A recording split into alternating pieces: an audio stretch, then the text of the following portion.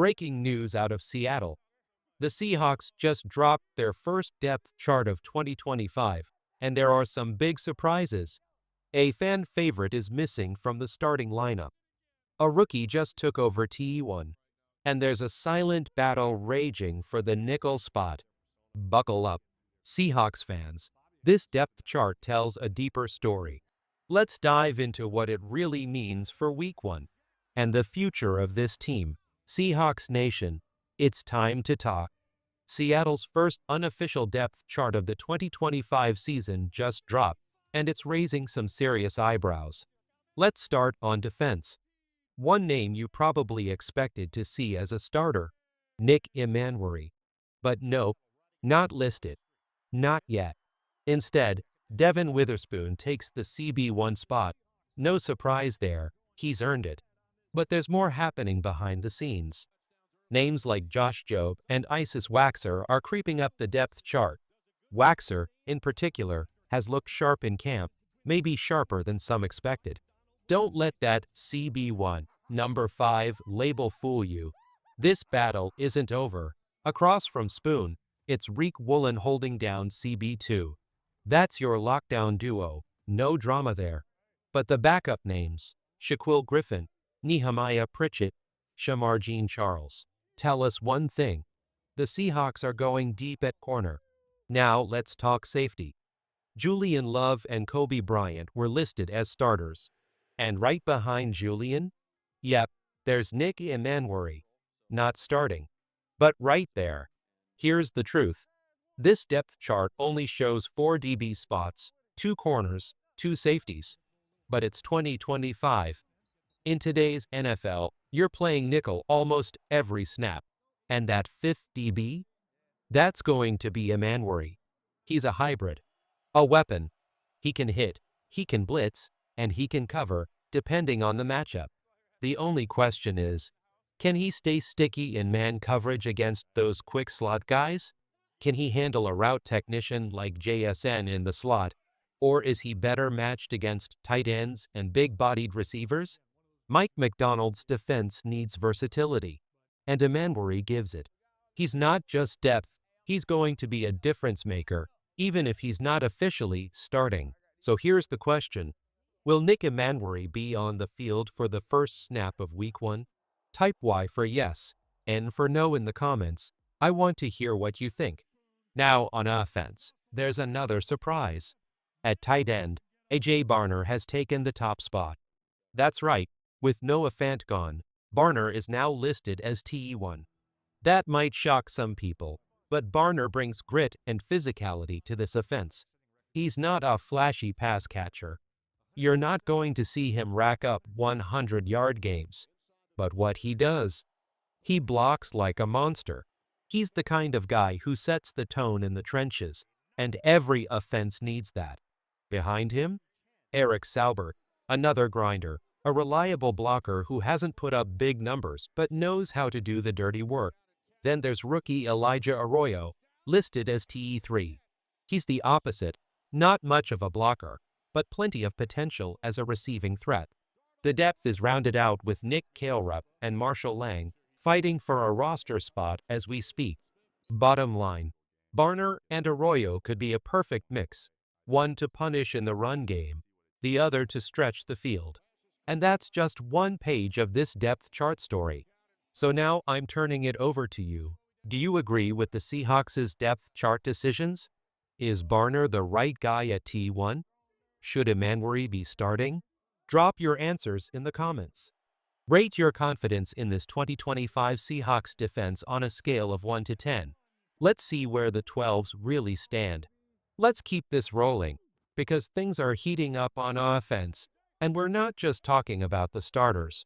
There's a quiet storm building in 2 key spots, tight end and interior offensive line. First, back to the tight ends. We already talked about A.J. Barner being listed as TE1.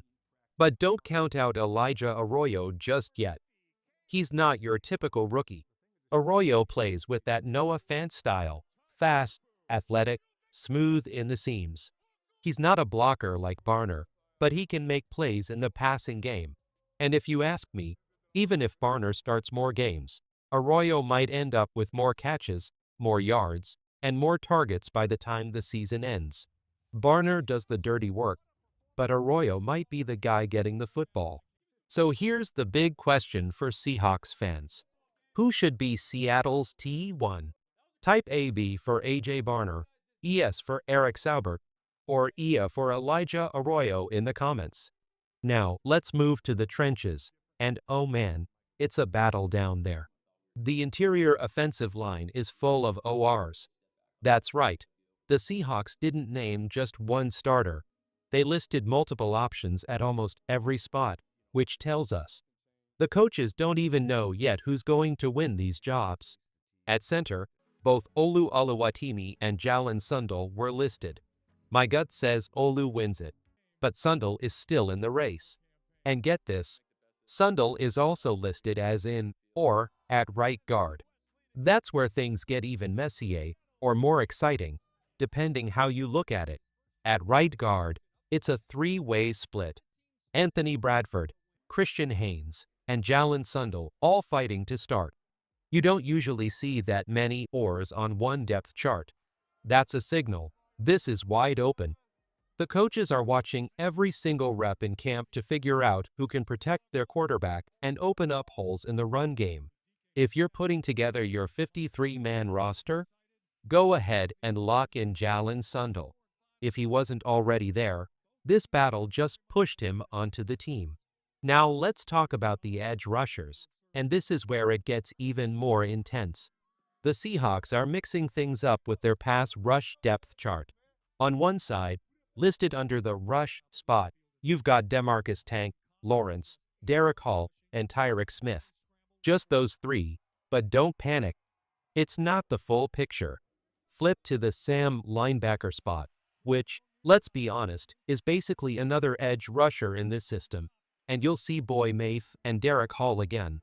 That means Hall is listed on both sides, showing his value as a versatile weapon. Deeper on the Sam depth chart, Jameer Sheriff, Connor Owlett, and Jalen Gaines, all fighting to sneak onto the roster. But here's the catch. Ukena Nusu isn't listed anywhere because he's still hurt. That's the asterisk. Once he's healthy, you've got a top 4 pass rushing unit of Nusu, Mafe, Hall, and Tank Lawrence. That's dangerous. That's a group that can rotate, stay fresh, and destroy offensive lines all season. This group might not have a single superstar, but together, it could be one of the most balanced, explosive edge rooms in the NFL. And finally, let's shift to wide receiver, because we've got a fun debate coming up. Everyone knows who WR1 and WR2 are. It's Cooper Kupp and Jackson Smith-Njigba. And man, what a duo. Both can play inside or outside. Both are route wizards. And both are going to be Sam Howell's best friends in this offense. But who's WR3? That's where things get interesting. Behind Kupp, you've got Jake Bobo, the fan favorite, Cody White and Ricky White, both trying to make noise, and John Reese Plumlee, the former quarterback turned WR. Behind JSN, you've got Marquez Valdes-Scantling, the veteran deep threat, Torrey Horton, the rookie I'm super high on, Derek Young and Steven Sims, both fighting for that final spot. So the question is, will WR3 be one guy, or will it be a rotating role based on the matchup? One thing's for sure, this wide receiver room is deep, and someone is going to be left out. Let's hear it. 12s. Who's your pick for WR3 in Seattle? Is it Jake Bobo, MVS, Torrey Horton, or someone else? Drop your answer in the comments, and don't forget to rate how confident you are in this offensive line battle from 1 to 10.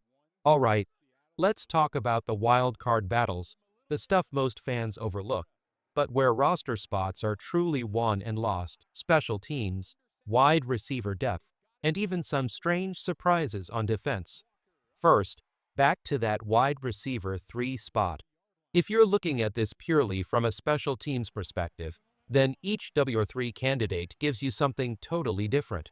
It's like picking your favorite ice cream flavor, but instead of vanilla or chocolate, It's Jake Bobo, the fan favorite, reliable hands, great blocker, Torrey Horton, the lightning-fast rookie who could blow the top off the defense, Marquez Valdez-Scantling MVS, a veteran with real NFL speed, or maybe someone else entirely.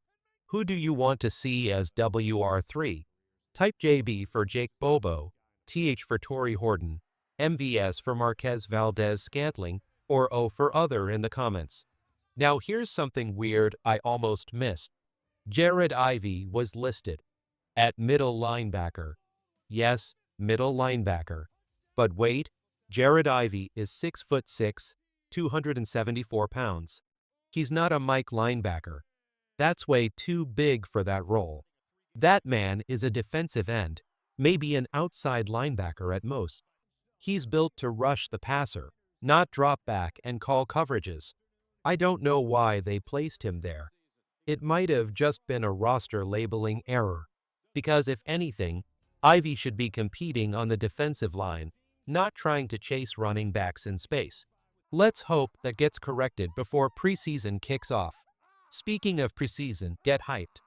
Jalen Milroe could get a lot of action at quarterback, especially late in games. He's the current QB3 behind Sam Darnold and Drew Lock, but his mobility and arm make him a fun watch in these early matchups. Running back depth is another spot to watch. With Kenny McIntosh out for the year, the top two guys are set. Kenneth Walker 3 and Zach Charbonnet, both studs. But RB3? That's a fight between George Holani and Damon Martinez, with Martinez currently listed behind Holani. Not shocking, but definitely something to monitor. Also in the mix is Jakari Wright, and at fullback, it's Robbie Yates and Brady Russell. Now listen, there's been some talk like, oh, Brady Russell is a tight end. And yeah, he is. But in today's NFL, fullbacks and tight ends often overlap. Robbie Yates was a tight end at Alabama. So don't be surprised if Seattle gets creative and uses these guys in hybrid roles. Still, if you had to pick one, Yates, the draft pick, probably has the edge to win that fullback job. Let's move over to the defensive line, where the depth is way deeper than some people realize.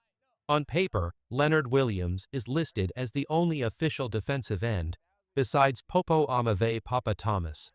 But don't be fooled, guys like Byron Murphy II and Jaron Reed will rotate in and play all over the line. Sure, Murphy was labeled as a nose tackle, but that's just so he shows up as a starter.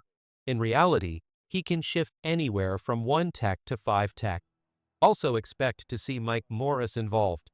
This whole group is built to rotate, and they're versatile enough to plug into any spot across that front. At true nose tackle, you've got the big boys.